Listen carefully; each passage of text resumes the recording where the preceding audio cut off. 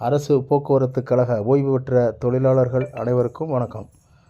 அரசு 2025 ஜனவரி மாதத்தில் நடைபெற்ற 142 ஜிஓ அவமதிப்பு வழக்கு விசாரணையில் பென்ஷன் ட்ரஸ்ட் நிர்வாகம் நீதிமன்றத்தில் தாக்கல் செய்த அறிக்கை ஒரிஜினல் அறிக்கையின் நகல் படி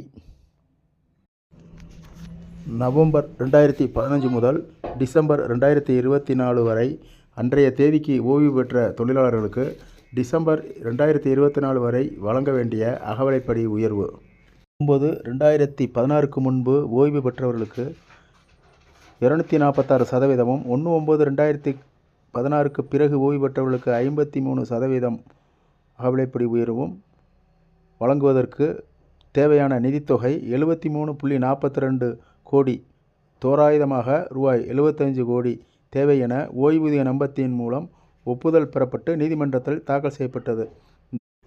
இந்த பட்டியலின் அடிப்படையிலேயே டிசம்பர் 2024 வரை பணியில் உள்ளவர்களுக்கு உயர்ந்துள்ள அகவிலைப்படி 246% மற்றும் 53% உயர்வை வழங்குவதாக அரசு மதுரை உயர்நீதிமன்றத்திலும் சென்னை உயர்நீதிமன்றத்திலும் மாதம் ஒன்றுக்கு ரூபாய் 60 + 15 கோடி வீதம் 75 கோடி ரூபாய், மொத்தம் வருடத்திற்கு 900 கோடி ரூபாய் நிதி ஒதுக்கீடு செய்து வழங்குவதாக தெரிவிக்கப்பட்டுள்ளது.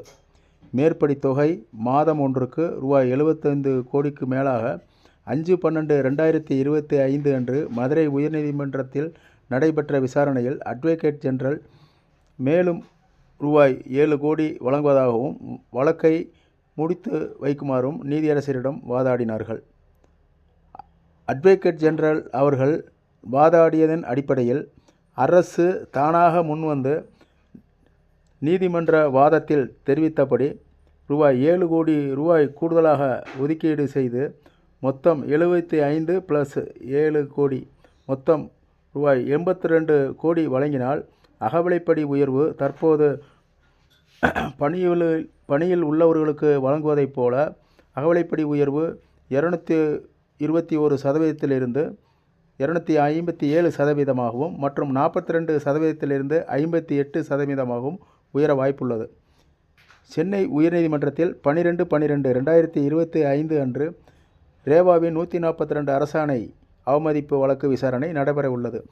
அதில் அரசின் நிலைப்பாடு என்னவென்று மேலும் முழுமையாக தெரியவரும். தகவலுக்காக ஓய்வூதியர் நல மீட்பு சங்கம்.